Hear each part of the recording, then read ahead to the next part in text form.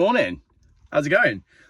He was waiting for a doctor's appointment, actually, and all he needed was just to refresh his prescription because it had lapsed because he'd been away for a couple of months. And all he needed to do was just get a prescription. But he phoned up on the day to try and get a doctor's appointment, and they'd all gone. And they said to him, "You're just going to have to phone tomorrow." So he did. He phoned at 7 minutes past 8 and was then told, "I'm sorry, you haven't phoned early enough. You need to phone earlier, well, after 8 o'clock, but before 8:07 in order to get your appointment."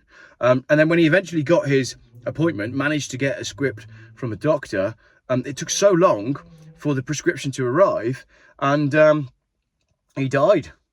Which is a real shame, actually. Anyway, I'm not talking about that. I want to talk about pay per mile, which is odd because I really thought we'd closed the book on pay per mile. But the fact that GB News is talking about pay per mile says to me that they're still trying to plant the seeds of pay per mile. Pay per mile requires constant vehicle tracking. It will require cameras. It will require ANPR, number plate recognition cameras everywhere. And it will require your car to be directly connected to your bank account and therefore your ID. So conspiracy theorists see pay per mile as a major line in the sand. But the GB News are quite happy to host articles saying basically the same thing that we covered 2 years ago. So let's dive into this article this morning. Rachel Reeves could be forced to introduce pay-per-mile car taxes to balance a 28 billion fuel duty loss. Like I said, if you feel like you've got deja vu, I do as well. We've covered this on the channel before. I don't know why this is now in the news again. I even checked the date on the article to ensure that I wasn't covering old ground. But no, this article's from yesterday. So why are GB News digging this up again? Labour has been urged to introduce new pay-per-mile taxes to help plug the 28 billion black hole created by more drivers switching to electric vehicles.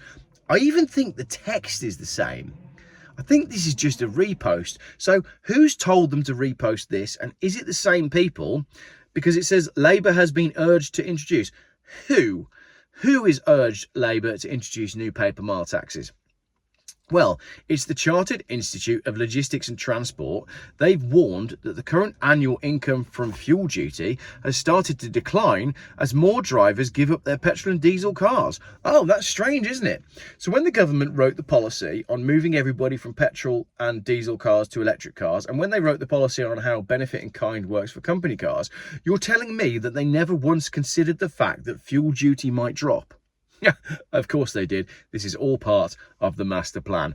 And this article is total balls. They're just trying to get people to go, "Oh yeah, look at that. There's a big hole in the finances because everybody's buying electric cars now and not paying road tax." Well, let me just very quick. I was going to do this later in the video, but I'm fired up now. Let's do this now. Go over to Twitter and follow the procurement files at procurement file.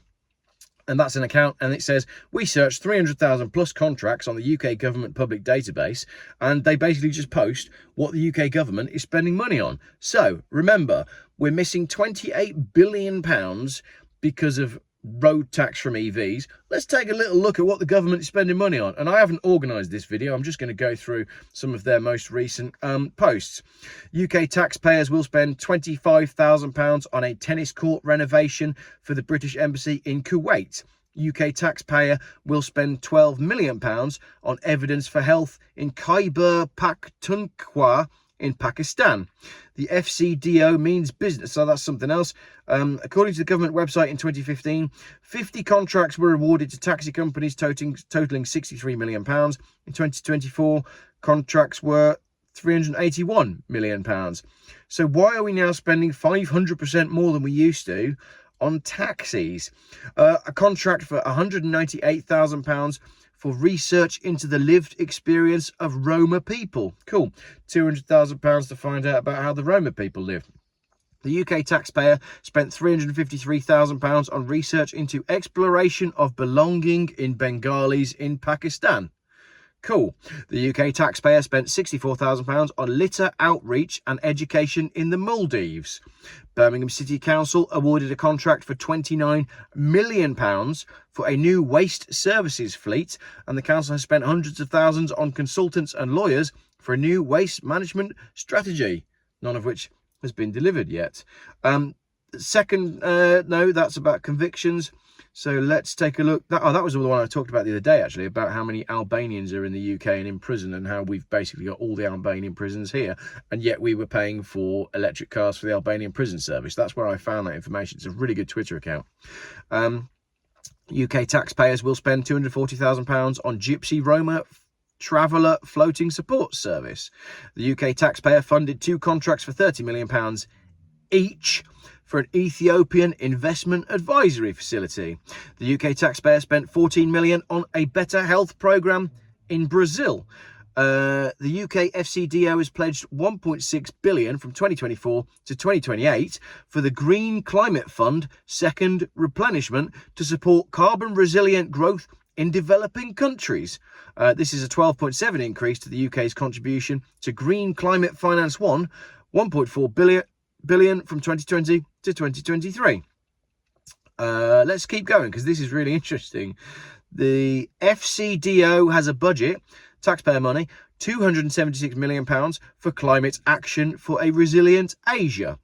Cleaning costs have been slimmed down to reduce costs, but Transport for London has earmarked £150 million for an accelerator to net zero. The UK taxpayer will spend up to £2 million on Eastern neighbourhood projects, including Tbilisi Storytelling Festival in Georgia, strengthening UK-Armenia fashion ties with Yerevan Fashion Week, and supporting Azerbaijan to develop carbon market. Cool. My internet has now switched off, so that is just the ones at the top of the list. That's just the recent ones.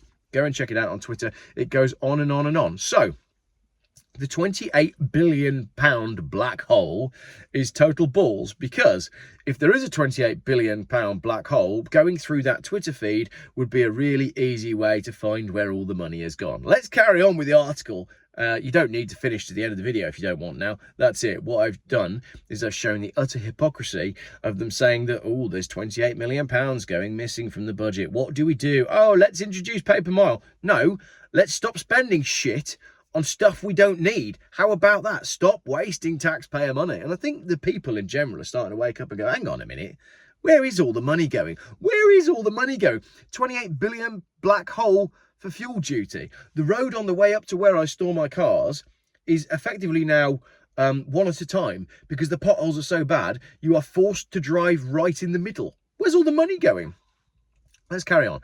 As more drivers switch to electric cars as part of the zero-emission vehicle mandate, experts have called for urgent action to address this impending shortfall before it severely impacts the national infrastructure. The national infrastructure, which, by the way, it's not even crumbling, is it? It has crumbled. The report did recommend that any new road charging scheme should be national in scope and allow for local input and flexibility. They've outlined several recommendations to tackle the issue facing the UK transport infrastructure, including pay-per-mile taxes to replace fuel duty. It should be designed to incentivise more efficient use of infrastructure. Listen to that. It should be designed to incentivise more efficient use of infrastructure. If you read that another way round, they want you to travel less. More efficient use of infrastructure. It basically means public transport. You won't own a private car. You'll own nothing and be happy. He knows it. So, yeah, brilliant. Motorists pay a standard rate VAT, and then we go into some charges and stuff, and just more balls about trying to justify what they're saying. And then they've got this Chartered Institute of Logistics. They've warned the current annual income from fuel duty has started to decline as more drivers give up their petrol and diesel cars. Again, all balls. All of it is balls, top to bottom. You haven't got any, so it's not balls there. But they're making it up as they go along. They're trying to get people on board. They're trying to plant the seed of this idea of this £28 billion black hole from road tax. They want idiots to understand that that's what's happening, when really, with only the slightest bit of due diligence and research, you understand that there is that much money being spaffed up. Not even spaffed up walls in this country. There is so much money being spaffed up the walls by the UK government abroad that if they just stopped spaffing money up the walls on irrelevant projects like fashion in Georgia, then there wouldn't be a black hole, and maybe the town centres would be revived as to what they are actually. That'll do. I'm not even going to get to the end of the article because I don't want to read it. But I've saved you looking on the GB News website because it's an awful website. And hopefully you'll share this video with anybody that's going, oh, well, of course, you know, everybody's moving to EVs. What are they going to do about all the road tax that nobody's paying? We're going to need to do something. No, we don't. We don't need to do something else. And if you're one of those idiots who's about to post a comment saying, I wouldn't mind pay per mile because I've got 5 cars and I can only drive one at once and I don't do many miles anyway. Do you honestly think they're going to revise the car tax system in a way that's going to make it more affordable for you or me or anybody else in the comments?